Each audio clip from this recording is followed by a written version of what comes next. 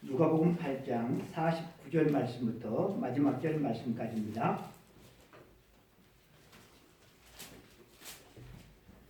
주보에도 실어놨습니다.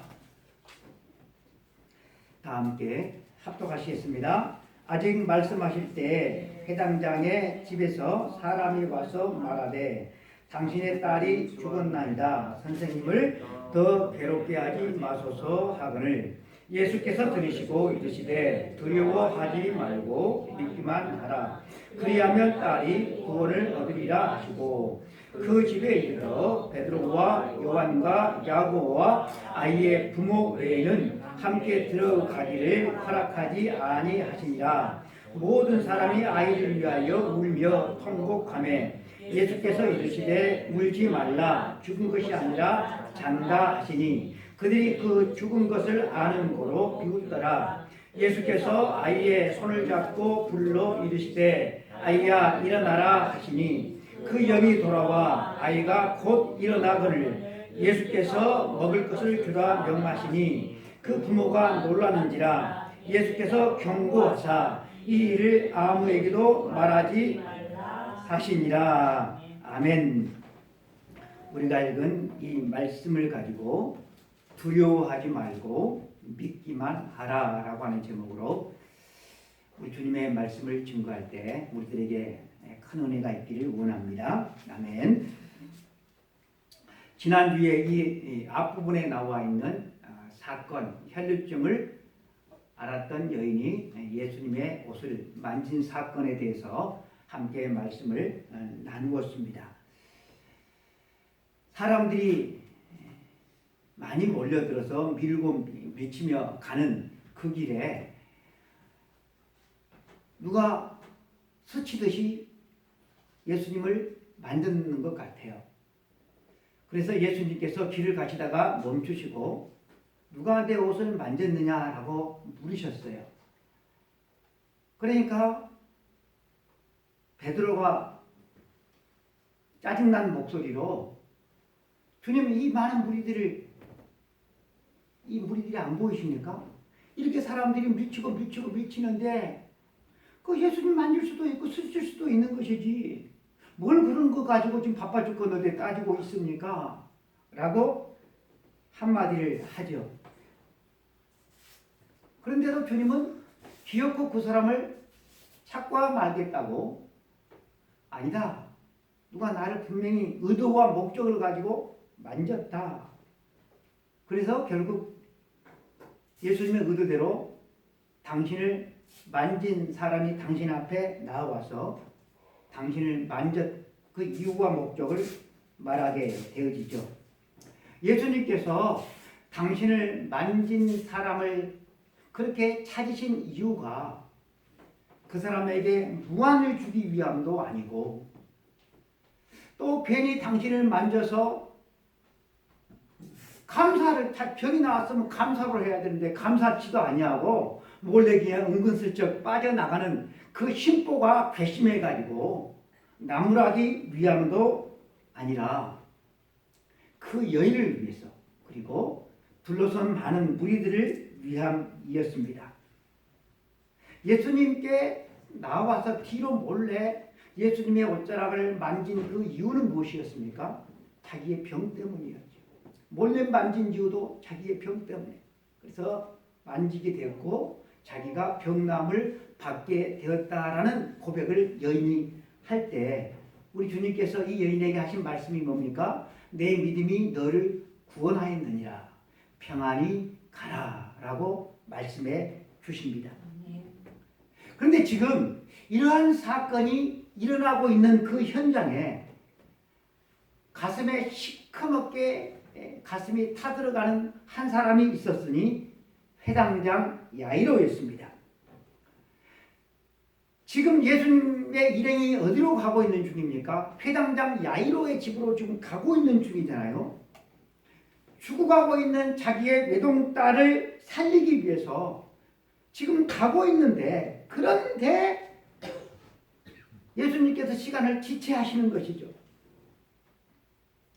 12년 동안이나 혈루증을 앓았던 이 여인 그런데 여러분, 이 여인은 당장 죽어가는 생사의 문제가 달린 그런 게 아니잖아요. 그런데 지금 이 해당장의 딸은 당장 죽어가고 있어요. 생사의 문제가 달려 있는 것입니다. 그래서 1분 1초라도 이 회당장의 집에 빨리 달려가셔서 고쳐주셔야 되는데 왠지 예수님은 시간을 지체하고 계시는 것 같았어요. 예수님을 만진 이 여인의 신분에 대해서 성경은 밝히고 있지 않아요. 아마 가버나움 지역에서 지역의 유지였다고 한다면 회당장의 신분을 밝혔던 것처럼 이 여인의 신분도 아마 밝혔을 것인데, 그런데 밝히지 않아요. 단지 무엇을 밝히고 있습니까? 많은 의사들에게 고통을 받았고 가진 것을 치료비로 다 허비했지만 차도가 전혀 없고 오히려 더 중화해졌다고 마가는 밝히고 있습니다. 하지만 예수님 앞에 나온 위중한 소녀의 아버지는 회당장입니다. 회당장.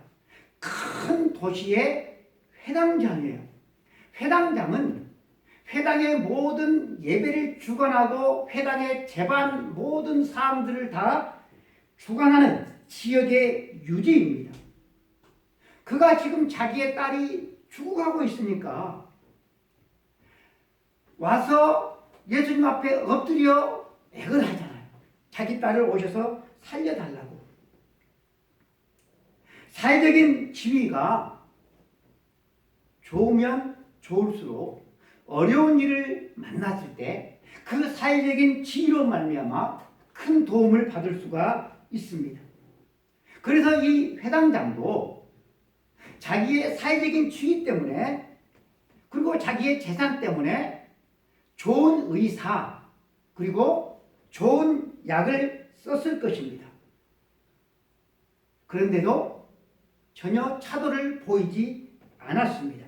바로 그것이 우리 사람들의 한계가 되어지죠.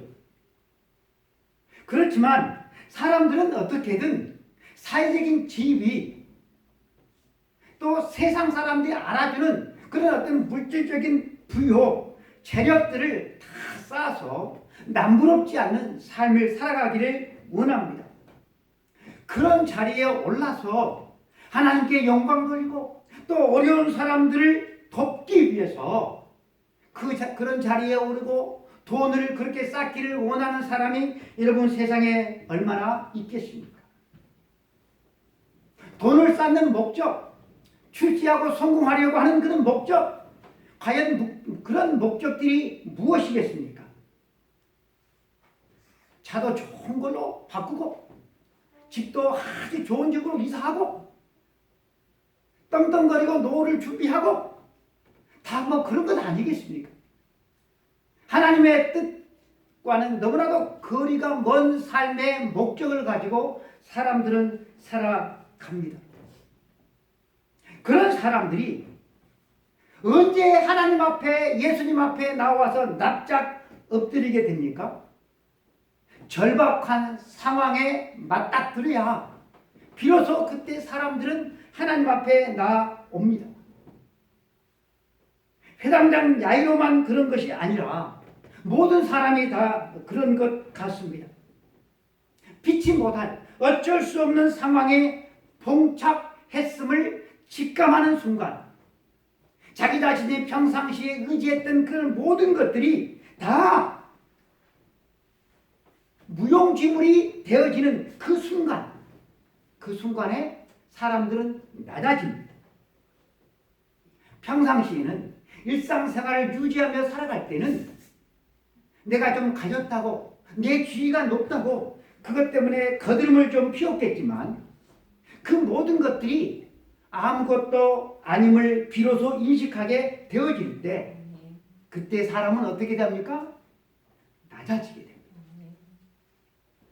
사람은 자기 자신의 힘과 능력으로 그 모든 자기의 힘으로 자기의 능력으로 그것이 내가 하고자 하는 그 모든 일을 할 수 있다고, 그것이 통한다고 생각을 하면 결코 하나님 앞에 나와서 무릎을 꿇지 않습니다. 내 힘과 능력으로 내가 해결할 수 있다고 믿고 있으면 결코 하나님 앞에 나와서 애걸하지 않습니다. 그렇다고 한다면 이 종교 지도자인 회당장 야이로가 모든 지위를 다 내려놓고 예수님 앞에 나와 엎드렸다라고 하는 것은 지금 회당장이 어떤 상태에 있음을 우리가 알 수가 있는 것입니다. 당신 앞에 나와 간청하는 회당장의 그 눈물 어린 간청을 들으신 예수님께서 어떻게 하십니까? 예수님이 거드름을 피우십니까? 아니면 당신의 바쁜 일정으로 내가 시간을 낼 수 없다고 하십니까? 아니죠. 그 이야기를 들으시고 주님은 바로 바삐 움직여서 회당장의 집으로 향하셨습니다. 그런데 일은 항상 순조롭게만 풀려지는 것이 아니죠. 예수님께서 가는 그 길에 많은 사람들이 몰려들었고 이 인파들로 인해 예수님의 발길은 늦어질 수밖에 없었습니다. 야이로의 입장에서 보면 지금 종종 걸음으로 달려가도 부족할 판에 발길이 늦춰졌던 것입니다. 예수님의 일행이 사방으로 우겨쌈을 당했습니다. 그러니 아무리 급해도 무리의 흐름에 맞춰서 따라갈 수밖에 없죠. 요즘처럼 삐뽀 소리를 내면서 그렇게 달려갈 수도 없는 시대이지 않습니까? 사람들의 틈을 비집고 발버둥쳐 봐야 별로 빨라질 것은 없는 그런 상황이 되어졌습니다. 그러니 한시가 바쁜 이 아버지 야이로는 그 가슴이 시커멓게 타들어갔을 것입니다. 그런 상황 속에서 예수님께서 당신의 발길을 멈추시고 내게 손을 댄 자가 누구냐라고 물으실 때 이 야이로의 심정이 여러분 어떠했겠습니까? 베드로의 말에도 불구하고 나를 만든 자가 누구냐 기어코 찾아내고야 말겠다고 하는 이 예수님을 보고서 베드로도 그랬지만 야이로는 참으로 야속했을 것입니다. 주님의 의도와 목적을 가지고 당신을 만진 사람을 찾으시자 예수님을 만진 사람이 더 이상 숨길 수가 없음을 스스로 알고서 결국 예수님 앞에 나와서 예수님을 만진 이유와 자기가 병이 나았음을 고백을 할 때 우리 주님께서 그 믿음을 축복하시고 평안히 가라 말씀해 주셨습니다. 이 사건이 해피엔딩으로 마무리되고 이제 야이로의 집으로 향하려고 할 때 수많은 군중들을 헤집고 한 사람이 나타났습니다. 당신의 딸이 죽었나이다. 그러니 선생을 더 괴롭게 하지 마소서. 무리들 때문에 시간이 지체되었습니다. 그리고 예수님께서 당신을 의도적으로 만진 사람을 찾으시는 그 일 때문에 또 시간이 지체되어졌는데 그 시간 지체된 결과는 참으로 치명적인 결과를 만들어 버렸습니다. 하나밖에 없는 외동딸을 살려보겠다고 발버둥 쳤던 이 아버지의 모든 희망과 노력을 숲으로 만들어 버렸던 것입니다.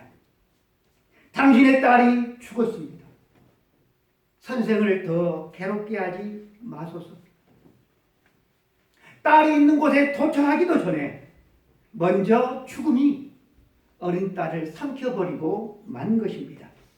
마지막까지 포기하지 않았던 아버지는 당신의 딸이 죽었습니다 라고 하는 이 한마디 말에 자기의 생명이 빠져나가는 것 같았을 것입니다.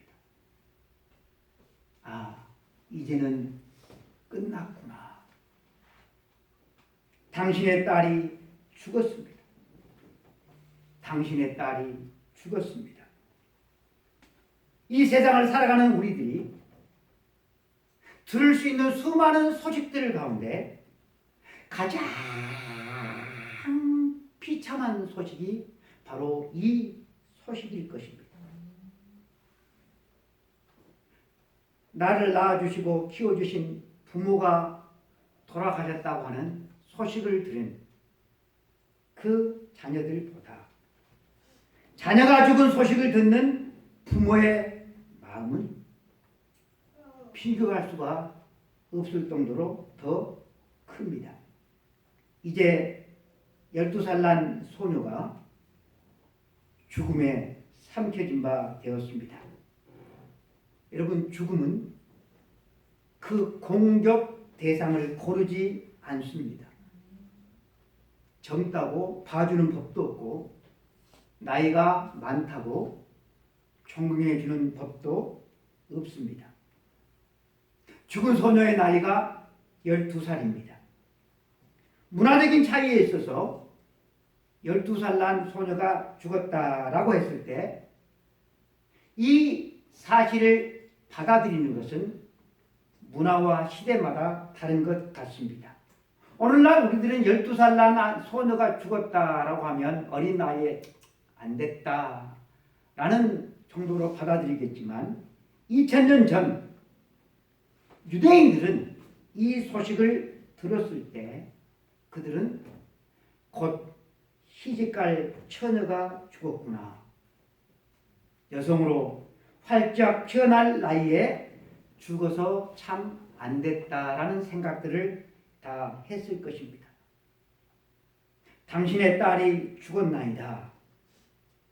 12회를 알았던 여인이 몰래 예수님의 옷자락을 만졌는데도 12년 동안 고치지 못했던 그 여인의 혈루증이 깨끗하게 나은 그 모습을 곁에서 회당장은 지켜보았습니다.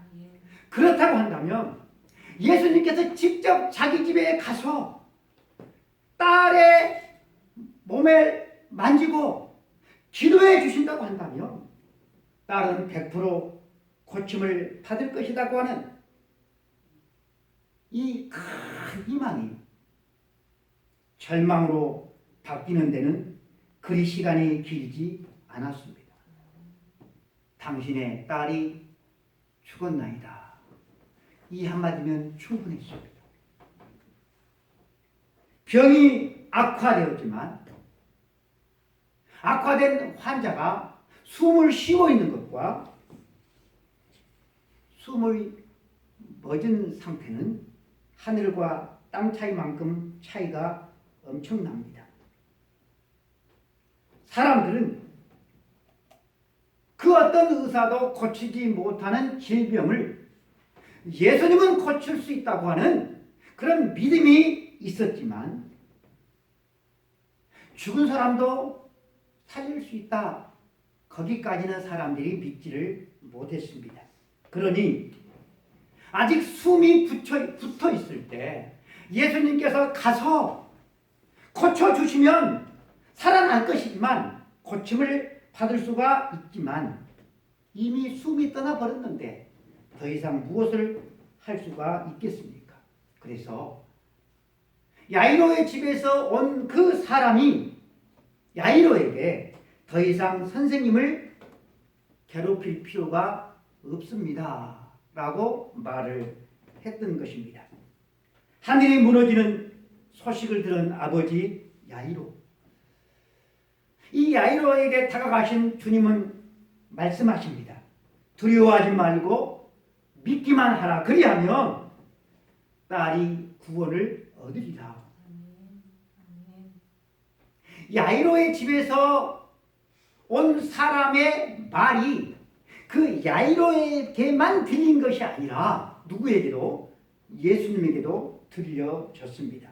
그래서 예수님은 아버지 야이로의 그 마음이 어떠함을 아시고 두려워하지 말고 믿기만 하라. 그리하면 딸이 구원을 얻으리라. 한 사람의 말을 듣고 아버지 야이로는 억장이 무너졌습니다. 하늘이 무너졌습니다. 그런데 주님은 무너지지 않았어요. 여러분, 주님이 아버지가 아니어서, 자기 식구가 아니어서 그렇겠습니까? 그건 아니죠. 죽어버렸으니 에이, 괜히 바쁜 일정 시간만 낭비했네. 여러분, 그런 생각을 예수님께서 또 하셨습니까? 아니에요. 어쩌면 주님은 이 야이로의 딸이 죽기를 기다리셨는지도 모릅니다. 성경에 보니 나사로가 죽어가고 있다고 하는 그런 소식을 예수님이 들어요. 그러면 예수님은 빨리 가셔서 나사로를 고쳐주셔야 되는데, 성경에 보니 예수님께서 나사로가 죽어가고 있다는 소식을 듣고서 어떻게 하시죠? 그 계시던 곳에 더 머무시니라 말씀을 하고 있어요. 예수님은 나사로가 죽기를 기다리셨어요. 마찬가지로 주님은 시간을 지체하셔서 이 소녀가 죽기를 기다리셨는지도 몰라요. 주님은 절망하고 있는 아버지 야이로에게 무엇을 요구하십니까? 이때다, 이때다. 이때 한몫을 잡을 기회다. 돈을 요구하십니까?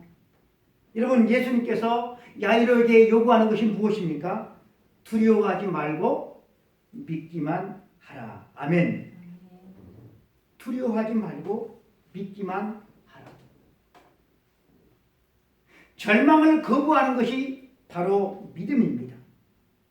절망할 수 없을 때 절망하기를 거부하는 행동이 바로 믿음의 행위가 되어지는 것입니다. 끝났다.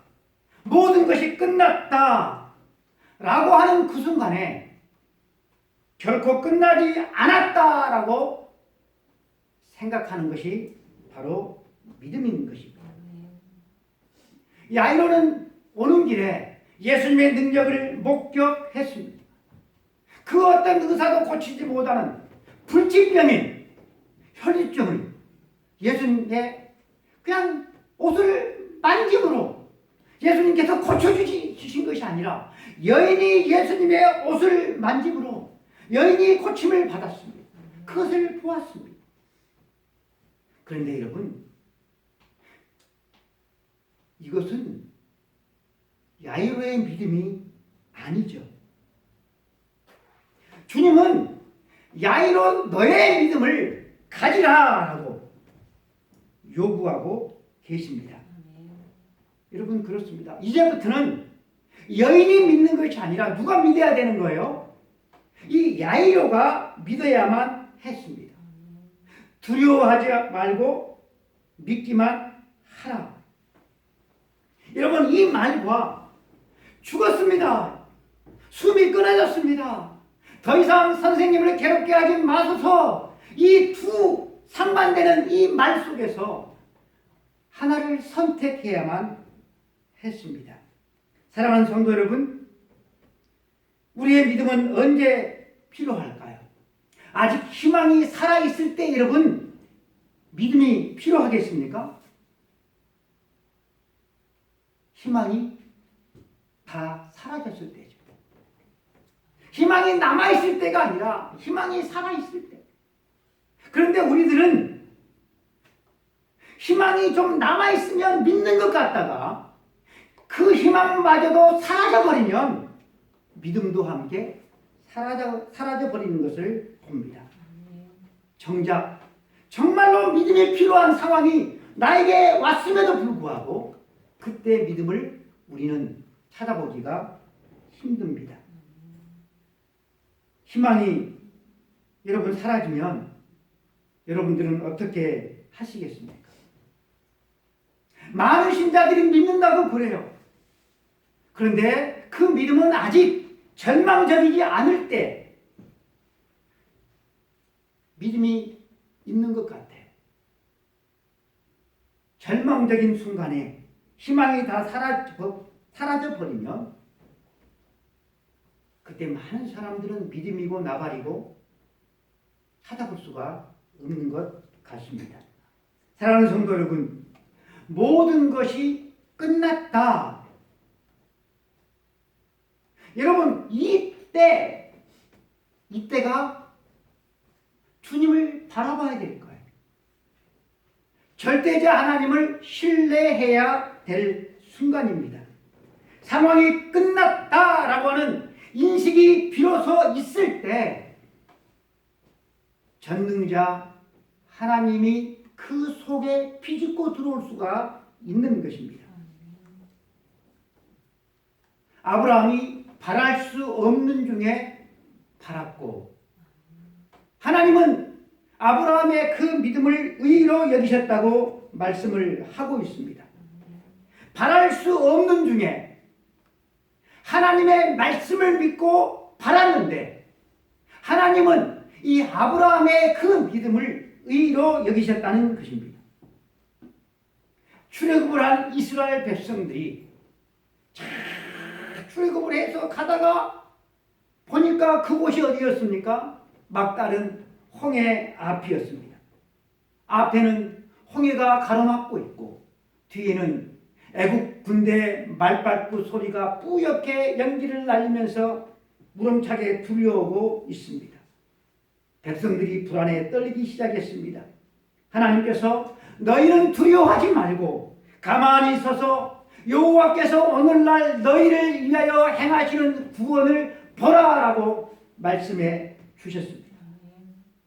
앞에는 홍해가, 뒤에는 애국 군대가. 그때 바로 믿음이 적용되어지는 순간입니다. 여러분, 믿음은 절망을 거부하는 것입니다. 두려워하지 말고 믿기만 하라. 그리하면 딸이 구원을 얻으리라. 그런데 여러분, 솔직히 막 두려움이 엄습해 오는데 두려워하지 않는 것은 거의 불가능에 가까운 것 같습니다. 두려워하지 마라, 두려워하지 마라, 두려워하지 마라. 그렇게 말씀을 하시지만 그 말씀을 골백 번 들어도 우리는 두려워할 수밖에 없습니다. 그럼에도 불구하고 주님은 두려워하는 이 아버지 야이로를 향하여서 두려워하지 말고 뭘 붙들라고 하는 거예요? 주님을 붙들라. 그리하면 구원을 얻을 것이다 말씀하십니다. 다시 말씀드리지만 믿음은 절망하기를, 포기하기를 거부하는 것입니다. 두려움과 절망이 우리 마음에 엄습해 올 때 우리 주님을 믿고 두려워하지 않는 것, 계속해서 주님을 붙들고 말씀을 붙드는 것이 바로 믿음이라고 성경은 우리들에게 일러주고 있습니다. 그러니 이 야이로는 눈앞의 현실, 사랑하는 딸이 죽었다, 이 눈앞의 현실을 붙드는 것이 아니라 무엇을? 주님을 붙들어야만 했습니다. 아브라함처럼 바랄 수 없는 중에 바라보아야만 했던 것입니다. 두려워하지 말고 믿기만 하라. 그리하면 딸이 구원을 얻으리라. 사랑하는 성도 여러분, 우리의 일상의 삶이 별탈 없이 잘 유지되고 있을 때는 그 사람이 믿음이 있는가, 믿음이 없는가, 그것이 드러나지 않습니다. 드러나지 않아요. 그런데 일상이 좀 흔들릴 때 그때 믿음이 드러나요. 주일날에 놀러 가자.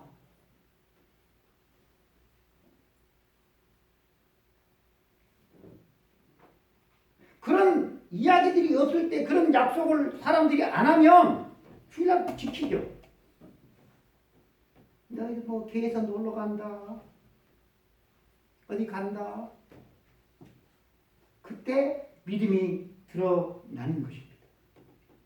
그런 때 주일 성수, 11조 생활, 감사 생활이 드러납니다.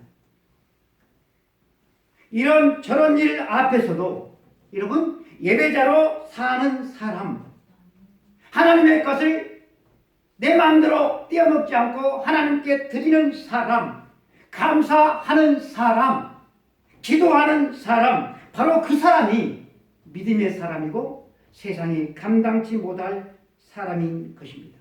하나님은 이러한 사람을 통하여서 영광을 받으시고 이러한 사람에게 믿음을 더하여 주시고 은혜를 더하여 주신 줄로 믿습니다. 예수님은 야이로의 집에 들어가셔서 세 제자만 데리고 들어가셨어요. 그리고 그 부모와 함께 집 안으로 들어가셨습니다. 그 집안에는 울음과 통곡으로 가득 차 있었습니다. 이스라엘의 풍습에 따라서 직업적인 울음꾼이 와서 그 자리에 진을 치고 통곡하고 울고 있었습니다. 예수님은 이렇게 울음과 통곡이 가득 찬 집안에 사람들을 향하여서 한 말씀 하십니다. 울지 말라! 울지 말라! 죽은 것이 아니라 잔다. 예수님의 이 말씀이 진짜라고 하면 울지 말아야죠. 기뻐해야죠. 예수님의 이 말씀을 들은 사람들이 할렐루야! 기뻐하며 감동했겠습니까? 성경은 뭐라고 우리들에게 이때 사실을 알려주고 있습니까? 그들이 그 죽은 것을 아는 거로 비웃더라. 여러분, 이 사람들의 판단이 옳습니까? 왜 사람들이 죽은 것이 아니라 잔다라고 하는 말씀을 하시니까 예수님을 비웃습니까? 이 사람들은 분명히 소녀가 죽은 것을 100% 믿고 있어요. 100% 죽었는데 죽은 사람을 향하여 잔다 하니까 비웃은 것이죠.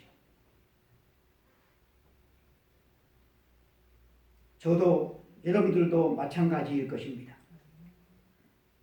모든 사람들이 생각하는 것이 있어요. 근데 모든 사람들이 생각하는 것과 정반대의 진단을 하시니 그 진단을 듣고서 사람들이 그 진단을 받아들일 리가 만무하죠. 여기서 여러분, 우리는 인간이 알고 있고 내가 알고 있고 내가 경험한 것을 끝까지 내가 붙들고 있으면 뭐가 들리지 않는다는 거예요? 뭐가? 주님의 말씀이 들리지 않는다라고 하는 거예요. 주님의 말씀이 들리지 않을 뿐만 아니라 비웃음의 대상이 된다라고 하는 거예요. 사랑하는 성도 여러분, 이 시간 여러분들이 말씀을 듣지만 이 주님의 말씀이 진리로 들리십니까? 아니면 비웃음으로 들리십니까? 사람들은 이미 되어진 일을 보고 판단하지만 주님은 되어진 일이 아니라 앞으로 되어질 일을 두고 판단하고 계십니다. 되어진 일, 다시 말해서 아이의 숨이, 아이의 생명이 떠나간 그 일을 두고 여러분 판단한다면 사람들의 판단이 맞습니다. 하지만 주님은 앞으로 되어질 일을 두고 말씀하십니다. 지금 이루어진 일, 되어진 일, 소녀의 죽음을 중심으로 해서 생각한다고 한다면 이 많은 사람들처럼 땅을 치고 통곡하고 울 수밖에 없습니다. 그러나 앞으로 이 주님께서 이 소녀를 살리실 그 일을 바라보고 그것을 생각한다고 한다면 여러분, 지금은 울 때가 아니라 뭐 할 때인 거예요? 기뻐할 때다라고 하는 것입니다. 기뻐할 때. 주님의 무덤을 찾아갔던 막달라 마리아가 울었어요. 왜 울었어요? 시체가 없어졌기 때문에. 그런데 여러분, 시체가 없어진 것은 울 일이 아니라 기뻐할 일이고 찬송할 일이고 하나님께 영광 돌릴 일이지요. 근데 울어요.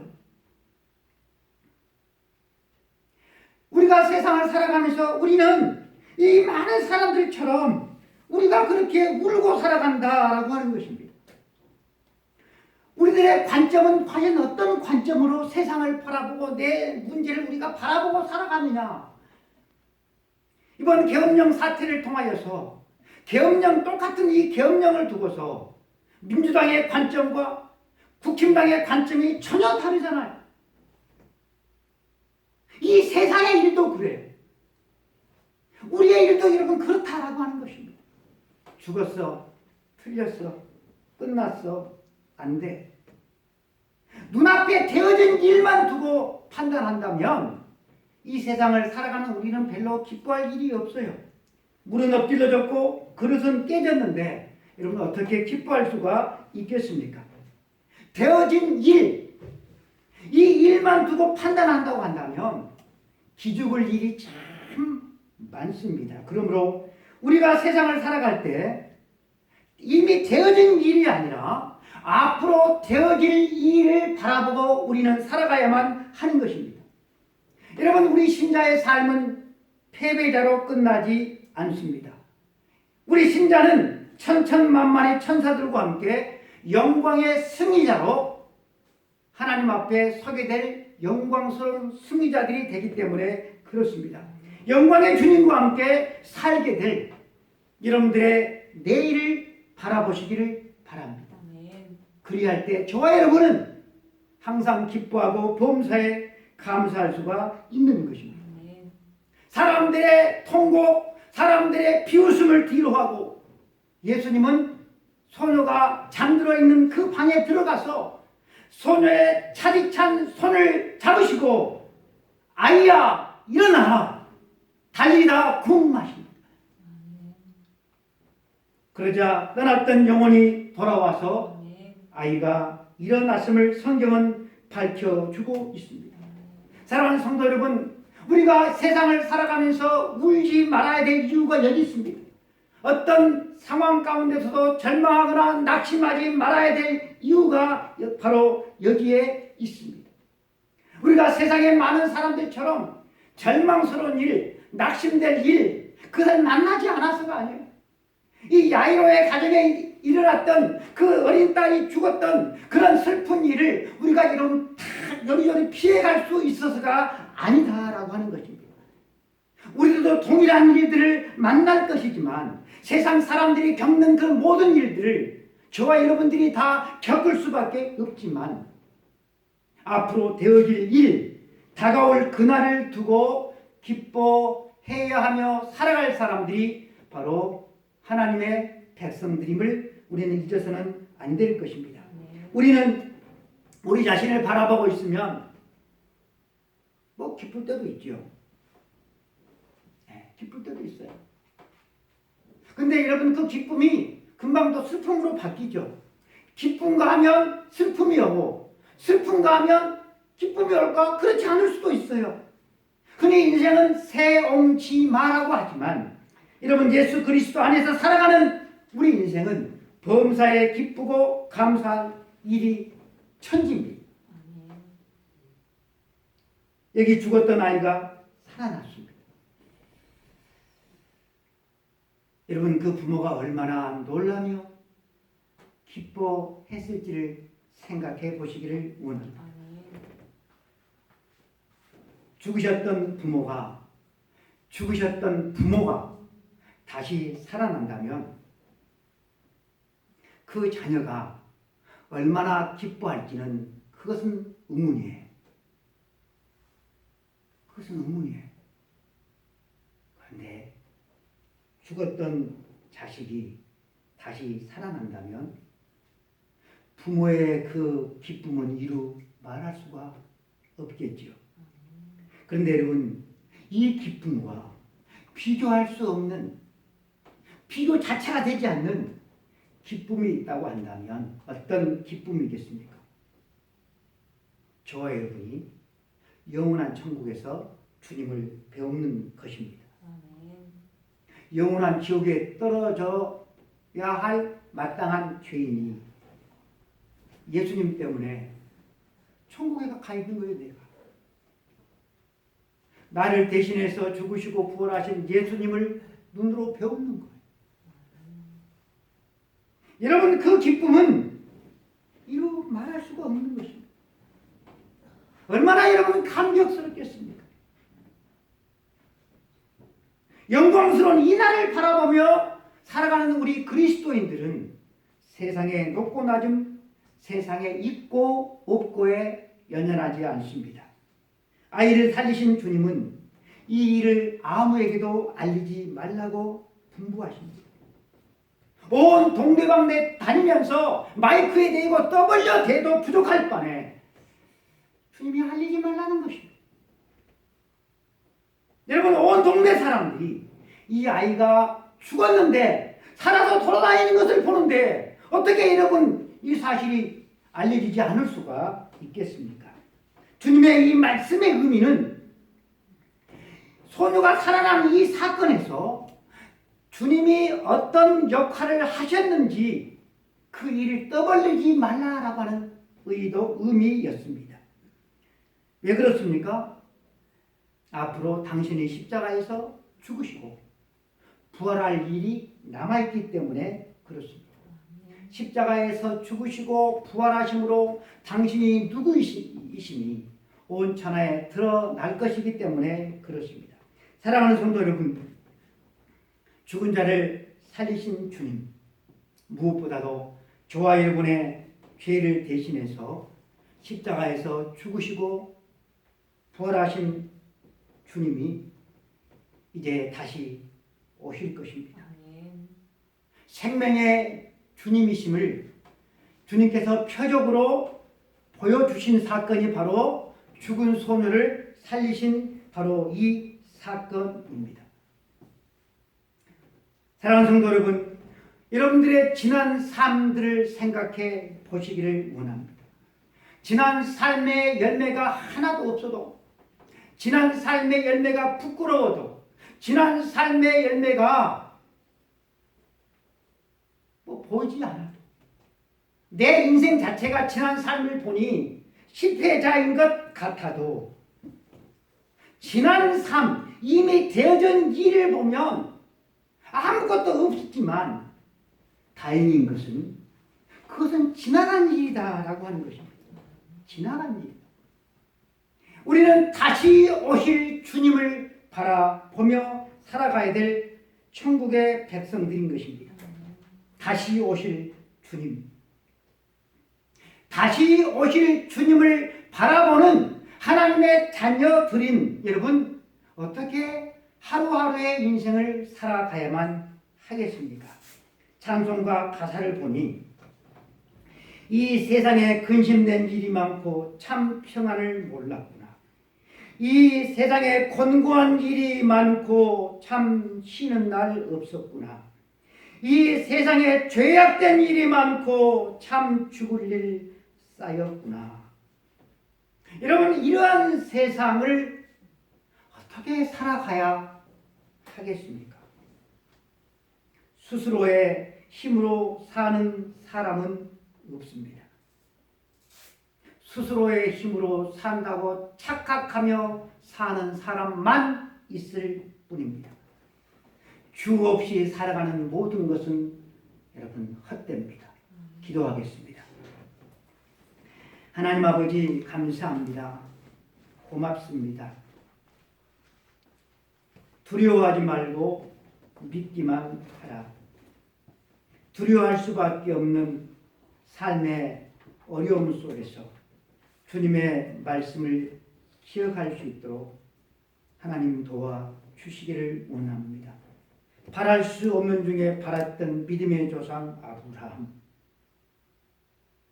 수많은 의원들에게 12년 동안이나 괴롭힘을 받았지만 예수님의 옷자락만 만져도 낫겠다고 하는 믿음으로 예수님의 옷을 만졌던 혈혈증을 앓는 여인처럼 저희들에게도 그런 믿음을 가지고 주님을 만지며 주님 앞에 나와 엎드리며 모든 희망이 사라져버린 그 순간에도 두려워하지 말고 주님을 끝까지 믿고 신뢰할 수 있는 믿음을 우리들에게 주시기를 원합니다.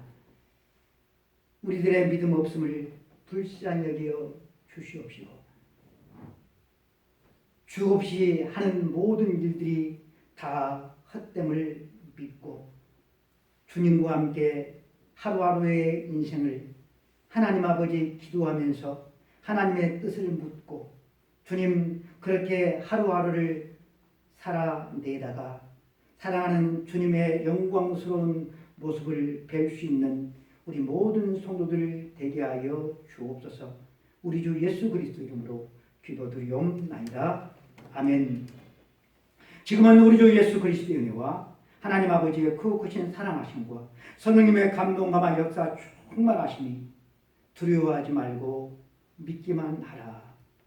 이 믿음의 주인공으로 살아가기를 원하는 우리 모든 성도들 머리머리 위에 가정 위에 어려운 이 대한민국 위에 이제로부터 영원까지 함께 있을지어다. 아멘.